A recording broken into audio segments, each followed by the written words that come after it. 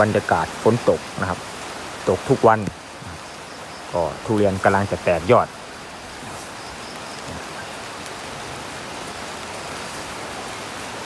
มาอัปเดตให้เพื่อนสมาชิกชมกันนะครับต้นนี้ก็อายุ2 ปีนะครับ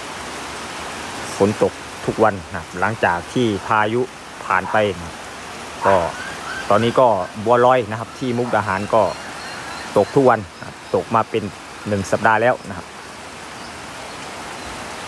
ฝนตกแบบนี้นะครับสำหรับมือใหม่พยายามนะครับรักษาความชื้นนะครับขอบคุณครับ